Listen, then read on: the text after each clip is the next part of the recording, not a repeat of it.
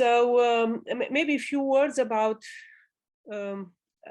commons. I don't know if people are familiar with this. It is a notion that is somehow embedded in the kind of English history, but also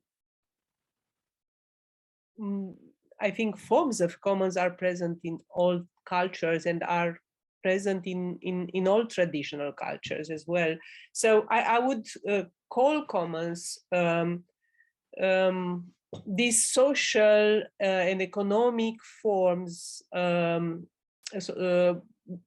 imply that there is a common pool of resources that a community share, and the processes of sharing, the rules, the forms of governance are taking a form of commoning. It is a sort of continual process of, at the same time, using the resources, but also reinvesting back and maintaining them as a common pool. And for this reason, there are, of course, traditional commons, and I'm sure that there are also in the Turkish culture and society that are, sometimes in the rural areas, most of the time, where communities are managing together pastures, forests, lakes, parts of the village, and they need to come with some rules. And I think these rules are very interesting as forms of democratic governance that our current society might need to reinvent or to rediscover. So the issue of commons is key for the current discussions about democracy, and about thinking how we live together. And there are questions of scale with commons. Usually they are working at small scale, but there might also, and this is a big question, they might be scaled up and work also. Maybe we can think about the planet as a commons, yeah, air, the sea as a commons. And there are also contemporary commons like the internet. Internet can be understood as a commons. And also this way of managing in common or governing in common is a way of making us more resilient, because in the current condition, for example, where there is a shortage of resources, depletion of essential resources, energy, but also food and other resources on which our life depends. We need to find ways of managing this in common without extracting from each other, in a way that we all survive well, and that in a way that we are all organizing in order to face all the challenges that we have to do at this moment, when climate change being one, but there are many other related issues, and certainly in the kind of organization in which you are acting. I'm sure that resilience, is a very important issue. How you survive, how you you manage in situations of how we face catastrophes, how we face unexpected changes, and how we transform ourselves and are creative with these situations.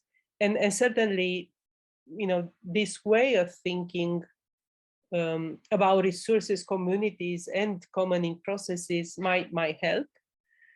And something that I was interested as an urban designer and an architect was also this idea of urban commons. Yeah, knowing also that the cities are 70% of the world population is living in the cities. So the urban condition is something which is very important, and we have to reinvent these forms of commons that existed traditionally in rural area, also in contemporary cities, with all the complexities that these cities have. So I won't insist much more on this, and certainly not enter into the theories of commons. Just want to also bring this notion of reproduction, and that the fact that the contemporary crises are, of course, crisis of production, because we are consuming more than we are producing. We are at a global level, we are consuming 3 planets and a half. Yeah, the resources of 3 planets and a half. And this is because we haven't thought as a society at the means of reproduction. Yeah, so we haven't integrated the reproduction aspects into the production. And this is something which is very, very urgent. Yeah, we really need to think how we will survive in this kind of course of production, and search also how our society, what are the social processes that will allow this. Yeah, what is the social reproduction of our society, but also how we are how we are repairing the planet. What are the processes of ecological reproduction as well, not only social reproduction, because we are facing also an ecological crisis.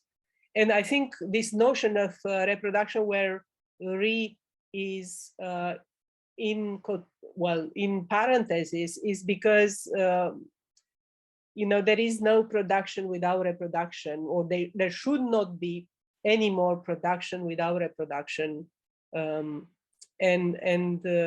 certainly something that we are interested in as AA is the production and this reproduction through urban commons.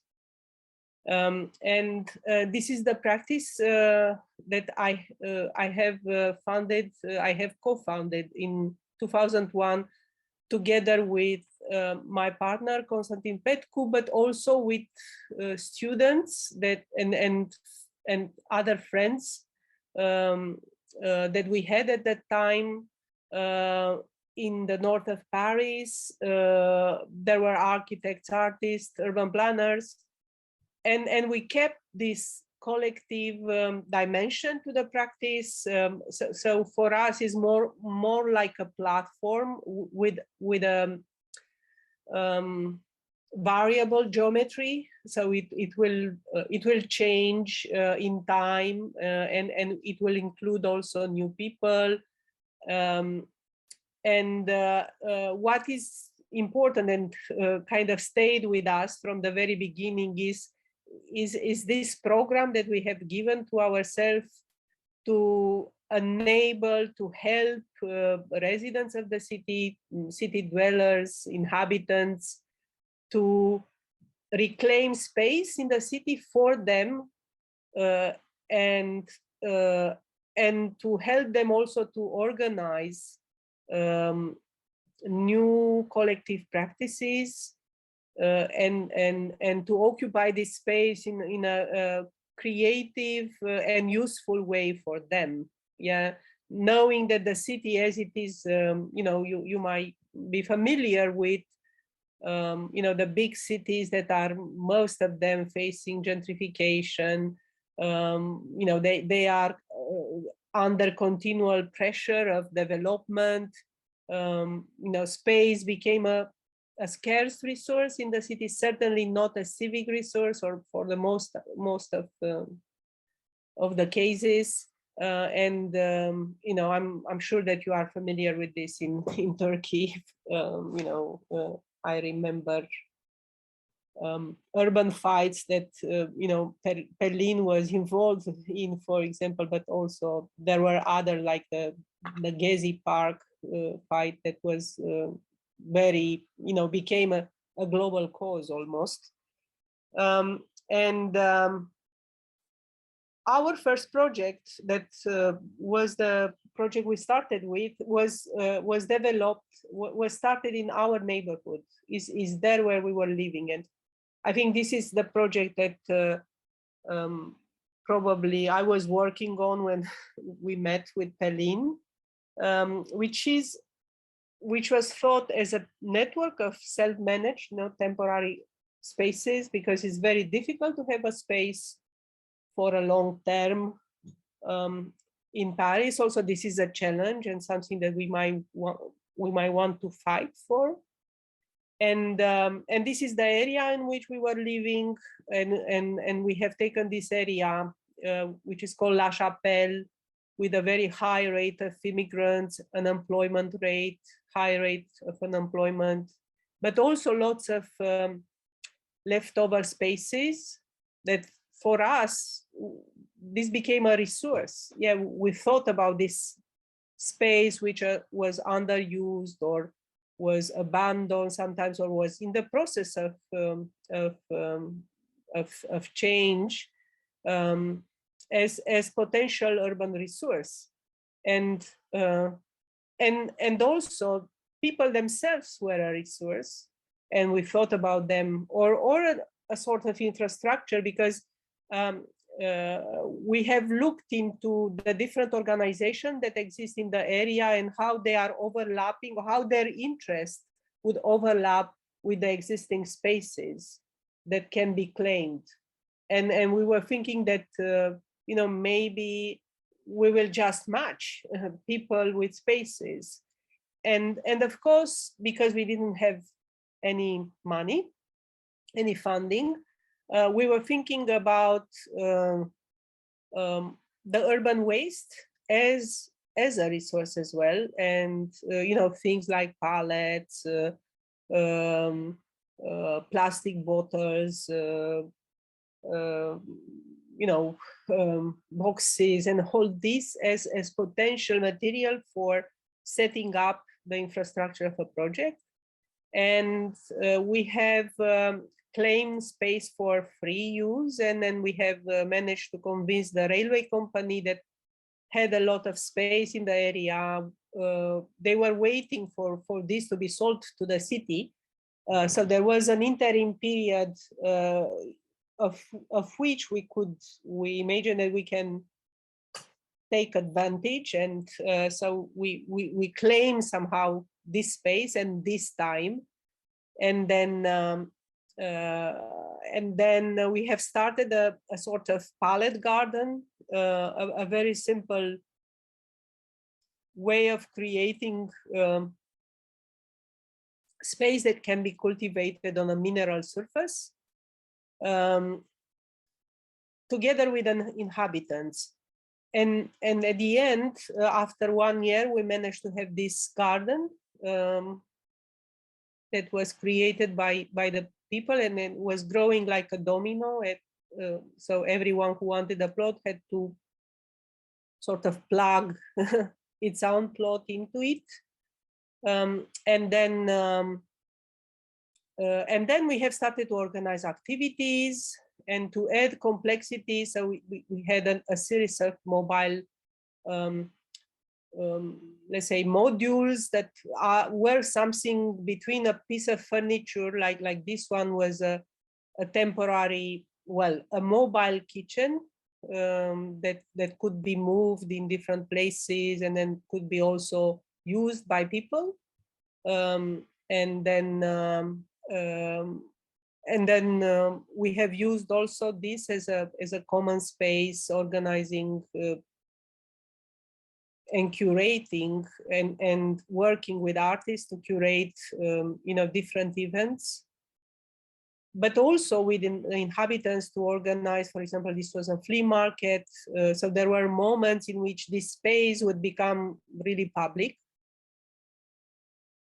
And also we were very careful in making sure that there is a mix of,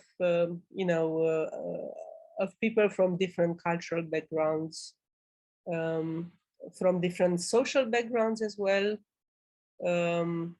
There were sessions of skill sharing, intergenerational skill sharing, doing things that were useful at particular moments. Women, as most of the time, I think, were very involved. So they are showing here the shelves of a mobile library that we have created. We have also worked with, with different communities that existed in the area. So we have organized a fashion show for people that were working in the area, Pakistani, and then self-documenting all these activities. So we have a quite impressive video archive now, documenting the 4 years of functioning of the EcoBox in this formula. But also political debates. So this was a debate about space in the city, available space. And there was the moment when we had to leave, and the city has threatened us with eviction, not understanding, in fact, that we were equipped to move if necessary, but it was not like nothing happened. Yes, so there was a community, a few hundreds of users that wanted to continue this activity. So they have already created a kind of social and cultural richness that would not just be whipped easily away. And we have started to protest. So we went to the city hall. So this is a moment of protest. And it was interesting because there were people that were not documented, didn't have any paper, but they felt that they belonged to this space and that this space belonged to them. So they went for the first time at the city hall, and at the end we managed to obtain another space, and we demonstrated that all the equipment that we have built is possible to be dismantled and relocated somewhere else. So this was purposely done like this in order to somehow use this infrastructure as a pretext to continue, and the tool to continue to claim space in the city. And this is how it works. So the user have moved the garden themselves, and then we reinstall it this time, just across the city, the street, in a different configuration. So we had enough flexibility to do it in this way, and this is a little bit after the reinstallment.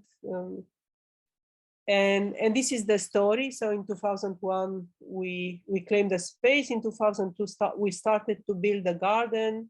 In 2003, we had the garden like this. But in 2005, we had to move. In this location, this is how it looked 1 year after we moved. But in 2008, we had to leave again. And this time, it was not us anymore, the group of architects, AAA, that were involved.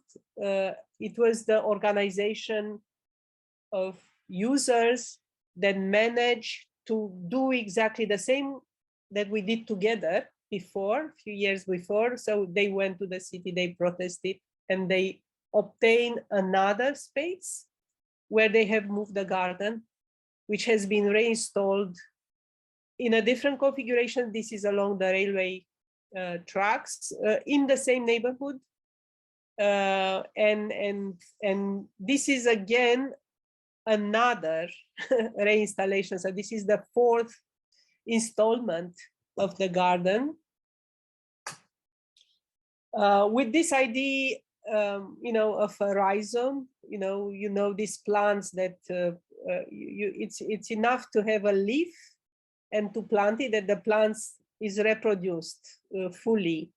And this is what we thought about this thing that we did in the beginning, that is this mother plant that will, have sprouts, house sprouts that then can regenerate new plants. And then in this way, instead of disappearing, because it was meant to be a temporary project, we multiply the project and we have a living network of projects.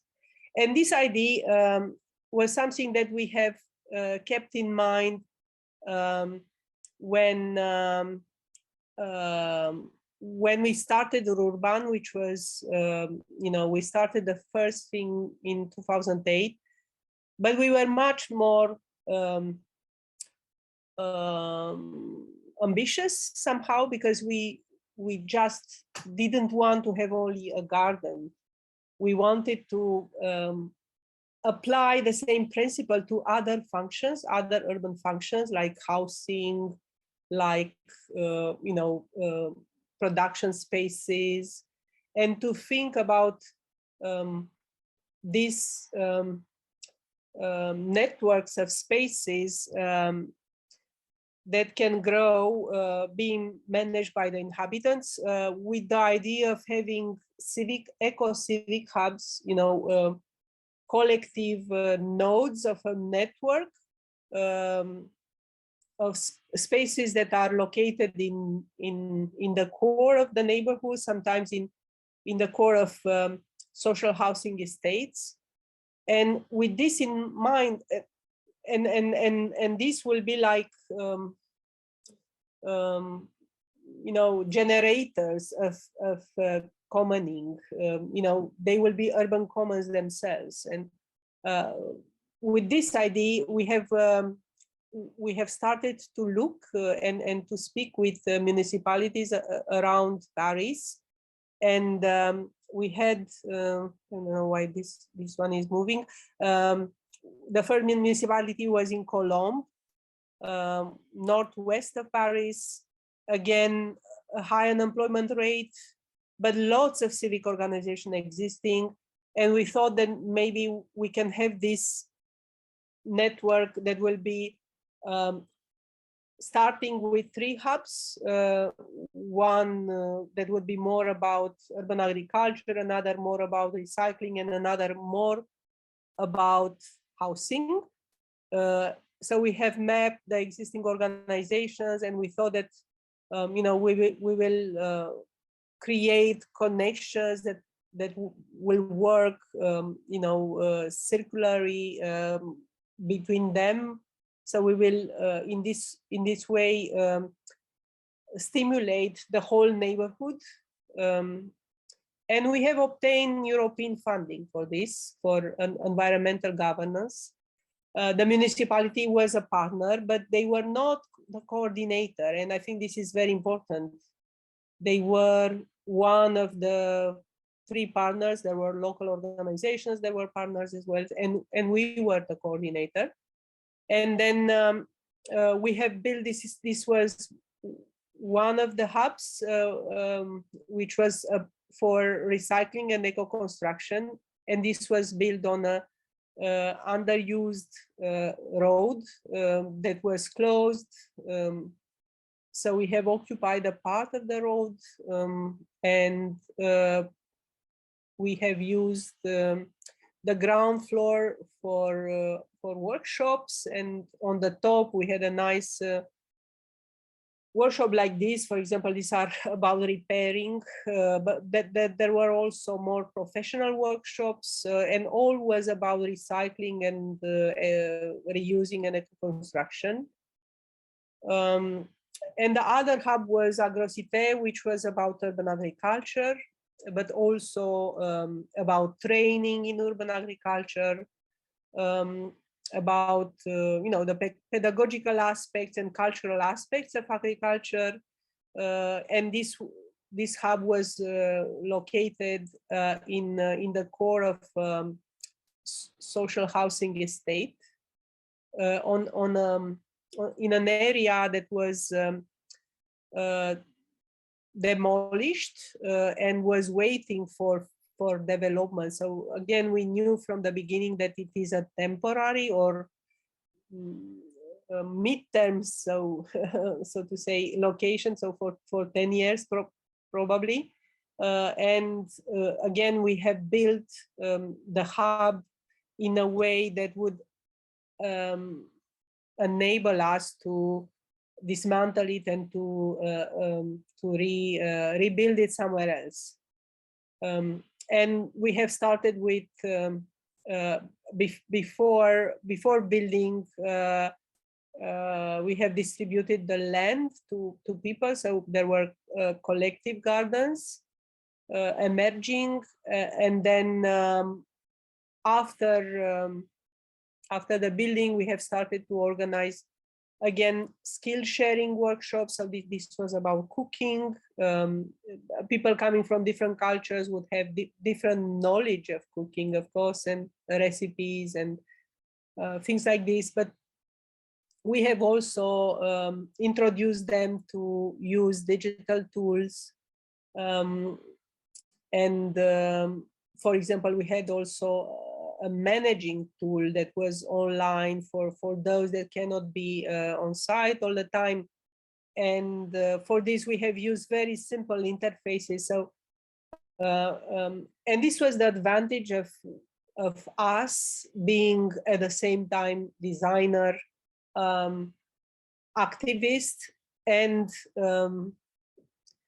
researchers. So we continually accompanied the emergence of the activities there with our knowledge, with our own networks.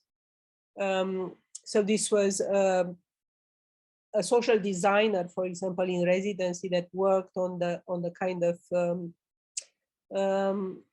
communication aspects and the identity, the graphic identity of the hub and of the organization that has been created around it.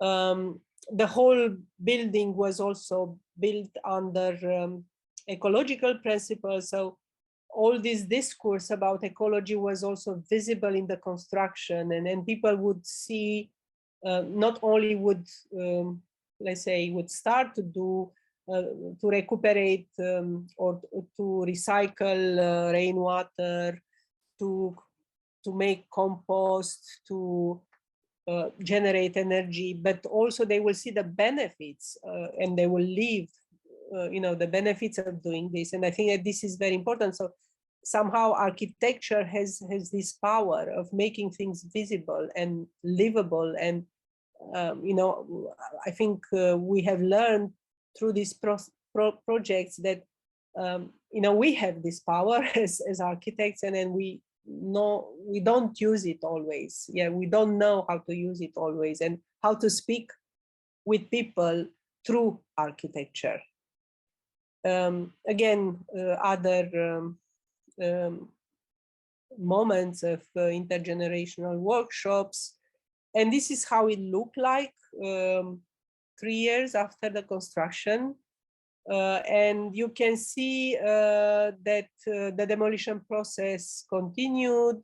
There were local elections. There was a new mayor coming, and this mayor wanted to claim back the land for her own projects. It was a right-wing mayor, and then she treated us with eviction. There was a case in court. So we have organized at this moment again, this time a much more visible and bigger scale campaign, and that there was also something published in The Guardian, for example, an article, but also in all the important newspapers. There was a petition, so we had this campaign Save Urban. There were lots of people signing the petition. However, we lost the case in court because the current laws are not supporting commons. Yeah, that there are no way through existing legislation that is protecting private property to have spaces and projects like this protected. So what happened is that the mayor has sent them, an enterprise to start the demolition of the agrocité. We have, of course, continued the process. But what we have obtained was to have an intelligent demolition, to not have this destroyed. And this is how it evolved. There was a parking that has been built, and this was kept for the construction company. And we have started the reconstruction of agrocité in another place, thinking somehow following a logic of Aikido. Yeah, so we went with a move rather than opposing it, but transform it into a positive beginning. So we negotiated a space in another neighborhood in the nearby city, and we managed to convince the mayor, which was a communist mayor, to give us a place which was a parking lot that has been transformed, and we have started the process of explaining what this new agrocité can be. And in this case, there were the former users, they were the advocates. And this is very important that, they were those that wanted this to continue, but they wanted also that others are joining the group, and we have rebuilt it. And this is how it looks like now. It's in a similar context. It's the same building. We have reused 90% of the materials in a very ecological way. Yeah, and we have demonstrated that the social kind of power and the social reproduction is stronger than the kind of political decision that has been taken top down. We had to move also the Recyclab, the Recyclab. Again, we have negotiated and reconstructed it in another place, and there is another organization managing it. But this story has brought us a lot of visibility. So there was a knocked out effect that made that we became very well known, and other municipalities wanted this. And so this is another agrocité that we have developed in the south of Parisian region,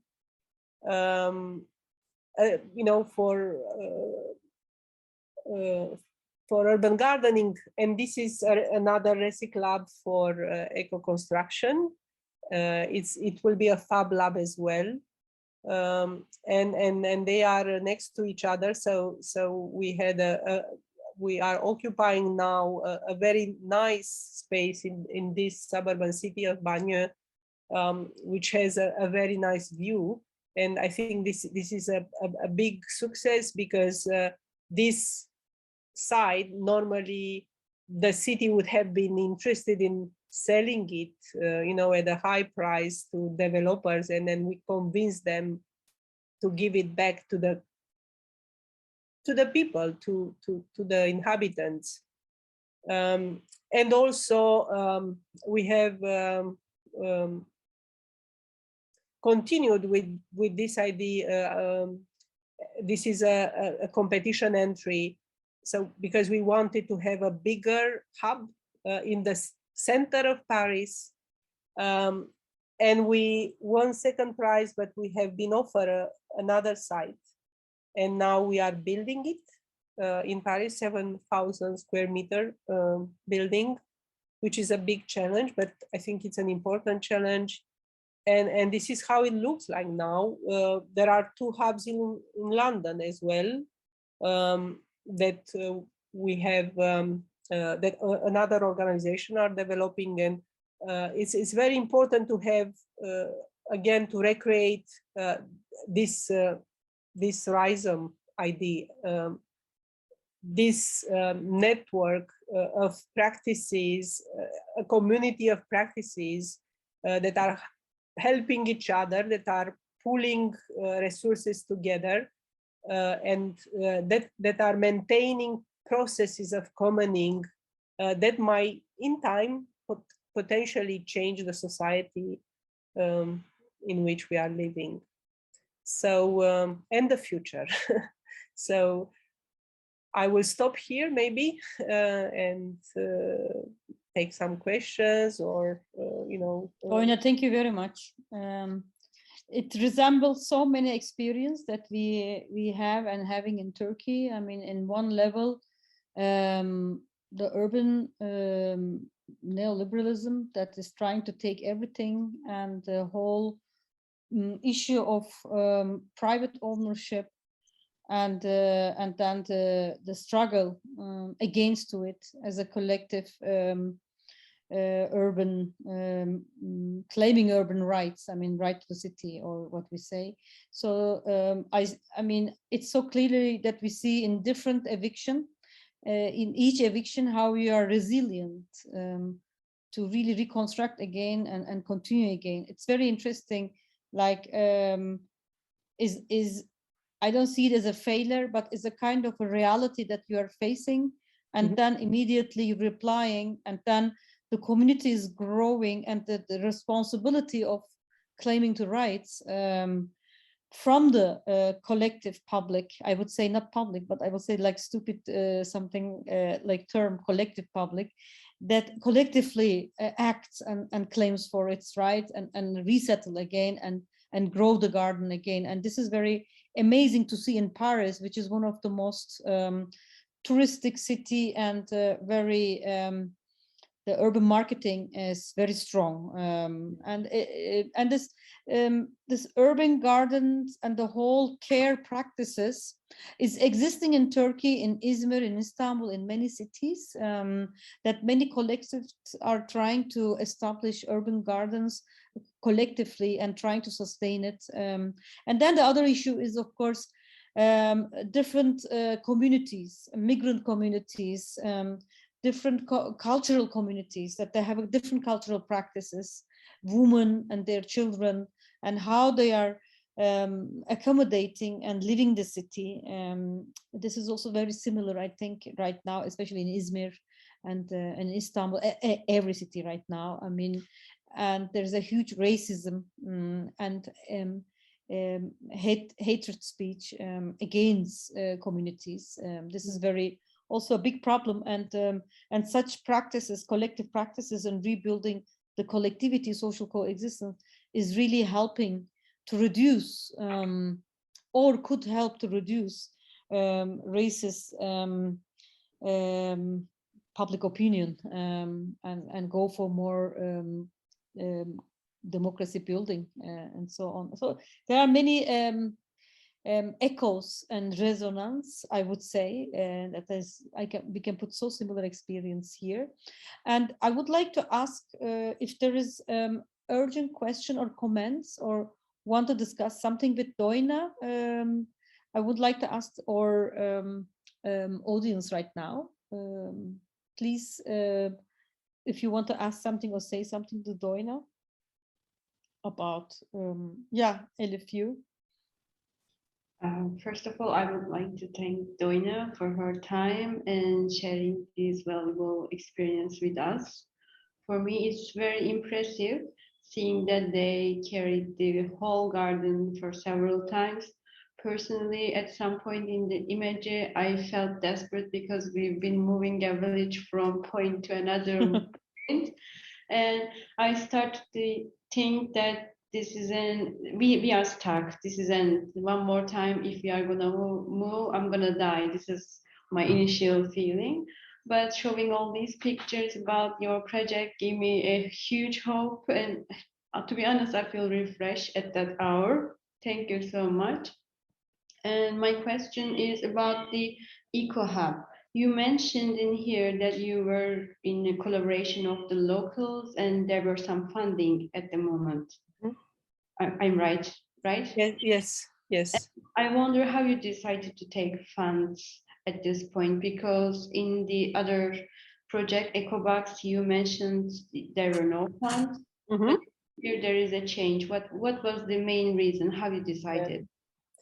Yeah, because we wanted it to be more sustainable, more bigger and more influential as well, and also we wanted to make the municipality aware that we need such spaces in the city, and we wanted to give this demonstration to show that it's possible, that this won't cost much the municipality, because there is funding around. I mean, we put together different pots of funding, the regional, they will always say, but we don't have money, but this will cost us. No, that there is money, at least I don't know, in a city like Paris and its region, that there is money around that one can divert, I would say, towards projects like this that are meaningful, and also we need to have positive experiences, and we need to show that this is the future. Yeah, that we cannot always be the ones that are struggling and fighting, and we can also be articulated in claiming this money, and we thought that we have I would say these skills, yeah, because we can write applications, funding applications. There is also interest, at least at the European level, at least on paper, but we can claim these statements for the right purpose, I would say. And I think it makes sense, because a hub could not have been built without this funding, and the hub brought much more complexity into the projects, yeah, because we were managing to work at many levels, that there were training sessions taking place. People would come there and would be able to use this the whole year. There were also economic practices that that there was a canteen that was run by local women every Thursday, so they managed to have an economy around this. There was a guy who set up a compost school that has trained few hundreds of people that found jobs after this, yeah, that they were hired by municipalities and by organizations, because they this is a hot issue, how we are treating organic waste. And I think we need this kind of infrastructures, and then also we need to claim the society to put money into it.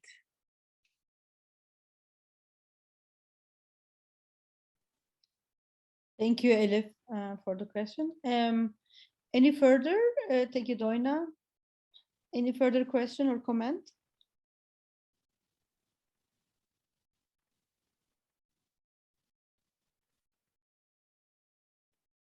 Hey, Madeline has something?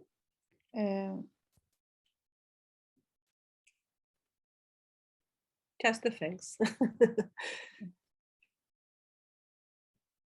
Can I also ask a question? Can you hear me? Yes, Yes, very well. Please, Okay. please. Yeah, thank you for the. Can you introduce yourself? I am a donor seçim. Like how exactly? I am from Turkey. I live in Germany right now. I have background also in interior architecture, and here I am doing a master studies in scenographic design.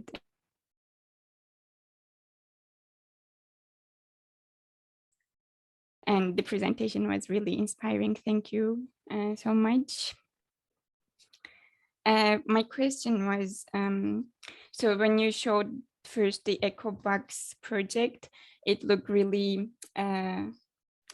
somehow intimate, like this whole situation happened with the residents around the area, and also like you as designers and sociologists, etc.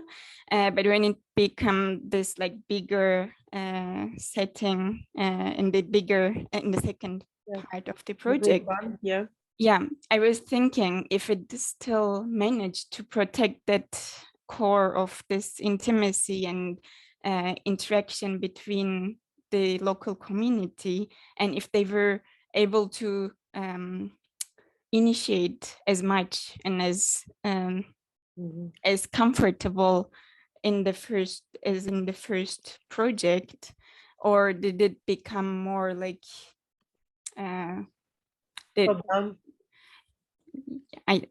don't know if I top down, I would say. This is what top down, more controlled from. Yeah, maybe. I was wondering that. Yeah. No, I think it's a very, very interesting question. Very good question. It's and the question of scale. You know, what would be the scale in which the community can still have control, and I think we asked this question also with the hub, and the whole idea was that yes, the hub, it's a little bit more complex. There is more space because also the hubs were in the suburbs, not in the inner city of Paris, where there is no space. I mean, you know, we cannot.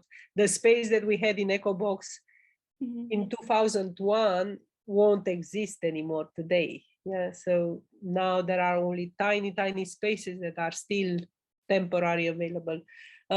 So the idea was that the community learn how to govern, how to self-govern such spaces, you know, how to manage it, and this is part of the process. And we have a sort of governance model where the founders like us, like the city whole, are still part of the governance structure. So we have a role to play, but we help also the organization to self-organize, to take responsibilities. The group is organized around interests, so there are sort of poles of interest, like the garden, the compost, the poultry, the you know, pedagogical activity. So there were a number of people that would manage you know, these activities, and there will be moments of reporting. Someone also was keeping the books for the expenses and everything. So I think to learn as a community, not only to spend time together, you know, leisure time, but to do things together, to manage together, to take in charge and be responsible together. I think that this was the aim of these hubs. And I think we succeeded. I think not without issues and not without conflicts. And I'm sure that in all organizations are these kind of things. Attempts to take power. All these kind of things. But we incrementally adjusted the model of governance that finally managed to survive somehow. So when we are delivering the let's say the architectural space, we also propose a model of governing that people can adapt. They can question, they can buy into or not.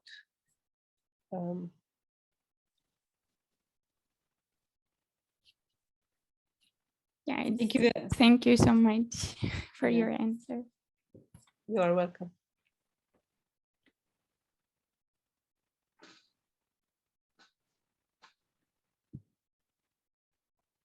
Julia, you want to ask a question? Yes. Yes. I would like to make yourself visible and yeah. Exactly. That's why I opened the camera. Yeah. I was just trying to find the button to raise my hand. Yes. Thank you for seeing me, and thank you for this great presentation. I am so excited and happy to see the researchers that I follow. Mm-hmm. Because I am also an architect from İzmir, and I am a research assistant and doing my PhD in the social architecture field, yes, and also in feminist practices. That's why, yes, I really Helen mentioned you before in our discussions. Yeah, I'm glad to. So I am really impressed that this I am also hopeful for these practices for right now. This is very important to also show that it's possible, and exactly. It's possible over 20 years. Yeah, it started in 2001.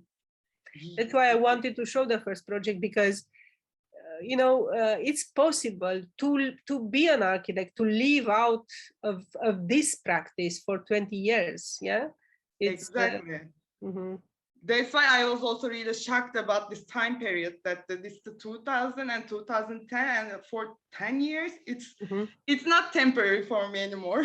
No. It's really of course. Yeah. This is the idea that it's a kind of continual temporality. Continual temporality, yes. Yeah, yes.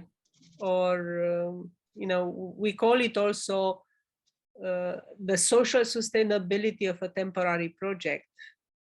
Exactly. It's also reminded me this hope there's a preparation, this affirmative ethics.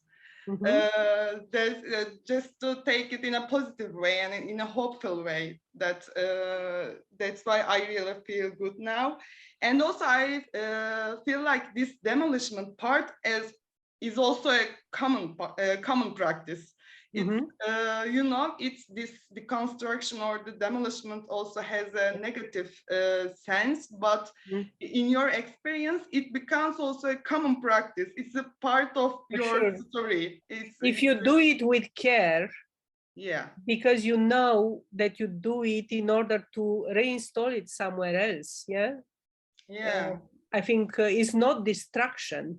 It is the infrastructure for continuity is your care of demolishing carefully in order to rebuild it somewhere else. Yeah. Yes, you are also designing this demolishment. Yes, it's the part of the story, and it's the part of this process. Yes, the possibility to have an intelligent demolition and reinstallment. Yeah, from the very beginning, it is what makes the architecture resilient. Yeah, it is. Yeah. Exactly, and also this appropriation of space by the community. It's really underlies this agency of space. that for these communing practices, and that's also exciting. And I am curious about also this from the feminist perspective, because whenever I read about your experiences, I mostly read these stories from feminist practices, feminist perspective, and also altering practices from, again, your book, or caring practices, urban care. I feel like this is the transformation of this social aspect of architecture from modern period to today, that in the beginning of the 20th century, it was like social architecture from top down, but now after 2000s, that it becomes something else. We are changing our terminology, we are changing our methods, and we are changing our way of producing knowledge. So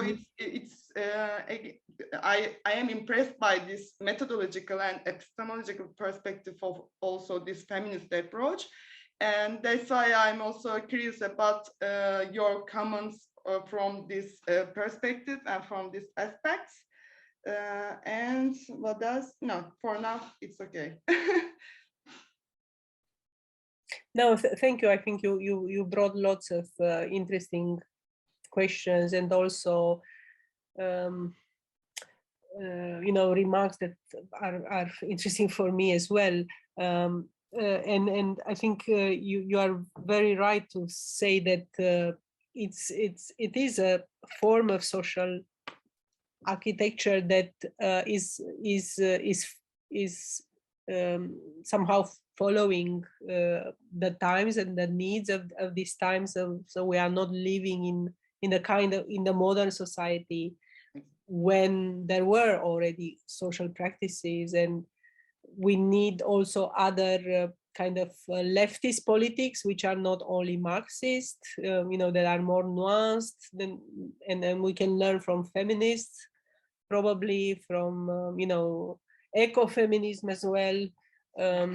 We have also all kinds of urgencies that, again, are different. The issue of climate change, for example, with all its consequences, didn't exist in the modern period. So we have to think in a different way. And also the notion of democracy itself has evolved. Yeah, so we were not speaking about participatory democracy at that time, and also about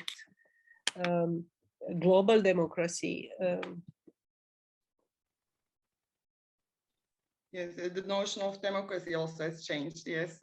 And also this participatory approach is also, I think, different in your story, because I feel like, in the 60s or 80s, participation was a method for planning approaches or design approaches that for changing the process, but it some kind of becomes a method, becomes a tool for your projects. That design becomes a method to dialogue, to build dialogue with the community.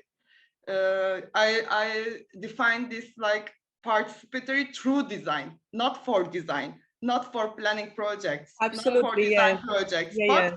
Yes, you are making this design. The design is a tool. Yeah, exactly. Design is a tool. Is a tool for participation, for democracy. Exactly.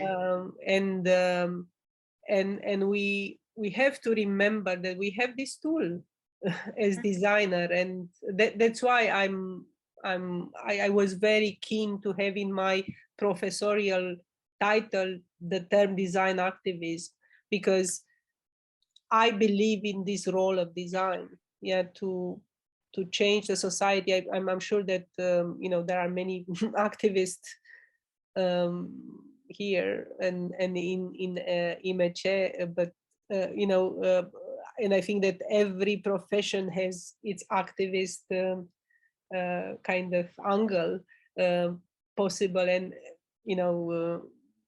and design also has its own angle, and we can use it. As I said, it has a specific power to make things visible, to make things tangible, and we have to use it in this way. maybe the last question is Yes. the aesthetic aspect of the social products. It's also very discussable that the production of the social architecture is criticized, like they don't put an aesthetic approach, aesthetic understanding for this, because the primary thing for this production is process itself. Yes. Not the final product. Yes. But if they are like, I read something like that, it's that's the weakest part of this social production, social architecture movement, because you know, the other part, the opposite. In the opposite, there is a strong aesthetic model that for these architectural productions, but in the alternative approaches, aesthetic is like not the important thing, or maybe because, you know, it's the love technology, love. Yeah, you know, you understand that. But what do you think about this aesthetic notion of this social architectural production? Well, I think this is a skill of you know, negotiating aesthetics between, let's say, the messy aesthetics of the user that are not skilled, not specialized. They are working with low budget, and well, aesthetical production skills that we have as designers, and we have to see how we can you know, negotiate between this and the other thing. We can see this, you know, we have seen this a lot in Berlin, for example, that this messy aesthetics can also bring a note of freshness, and you know, it's very welcome sometimes where everything is controlled and polished, and so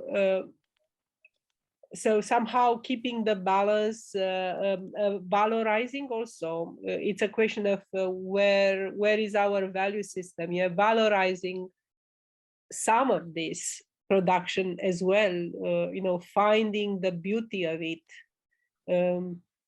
that doesn't correspond to the canon of you know, being able to educating the public for this as well. So there is that we need lots of skills here. And I definitely think that it's necessary to change the aesthetics of our times that are not corresponding to the needs. Yeah, that we cannot build towers, you know, steel and glass towers as we used to build, and we can see this popping around, continuing to do this.